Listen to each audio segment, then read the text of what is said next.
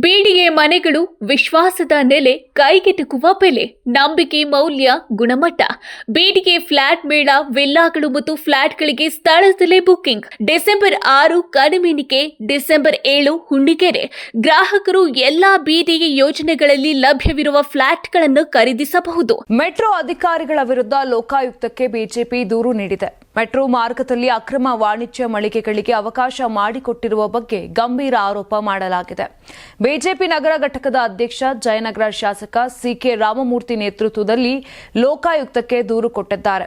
Metro ನಿಲ್ದಾಣಗಳು, ಶೌಚಾಲಯಗಳು, ಹಸಿರು ಪ್ರದೇಶಕ್ಕೆ ಮೀಸಲಾಗಿದ್ದ ಸರ್ಕಾರಿ ಜಾಗವನ್ನು ಖಾಸಗಿ ಹೋಟೆಲ್ ಉದ್ಯಮಿಗಳಿಗೆ ಕೊಟ್ಟು ಅಕ್ರಮ ವಾಣಿಜ್ಯ ಮಳಿಗೆಗಳನ್ನು ನಿರ್ಮಿಸಲು ಅವಕಾಶ ಮಾಡಿಕೊಟ್ಟಿದ್ದಾರೆಂಬ ಗಂಭೀರ ಆರೋಪ ಮಾಡಿದ್ದಾರೆ. ಆರ್ವಿ ರಸ್ತೆ ಮೆಟ್ರೋ ನಿಲ್ದಾಣದ ಸುತ್ತಮುತ್ತ ಹಾಗೂ ಮೆಟ್ರೋ ಮಾರ್ಗದ ಜಾಗದಲ್ಲಿ ಖಾಸಗಿ ಹೋಟೆಲ್ ಉದ್ಯಮಿಗಳಿಗೆ ಮಳಿಗೆಗಳನ್ನು ನಿರ್ಮಿಸಲು ಅನುಮತಿ ನೀಡಲಾಗಿದೆ ಎಂಬ ಆರೋಪ ಇದೆ. ಮೆಟ್ರೋ ನಿಲ್ದಾಣದ ಜಾಗಗಳನ್ನು ವಾಣಿಜ್ಯ ಉದ್ದೇಶಕ್ಕೆ ಬಳಸಿಕೊಳ್ಳಲಾಗುತ್ತಿದೆ.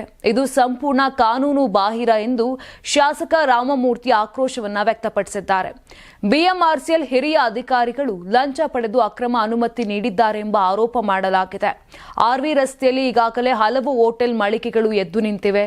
ಇದರಿಂದ ಸಾರ್ವಜನಿಕರಿಗೆ ತೊಂದರೆ, ಟ್ರಾಫಿಕ್ ಸಮಸ್ಯೆ ಹೆಚ್ಚಾಗಿದೆ ಎಂದು ಆರೋಪವನ್ನ ಮಾಡಿದ್ದಾರೆ. ಇನ್ನು ಹೈಕೋರ್ಟ್ನಲ್ಲಿ ಪಿಐಎಲ್ ದಾಖಲಿಸಲು ತೀರ್ಮಾನ ಮಾಡಲಾಗಿದೆ.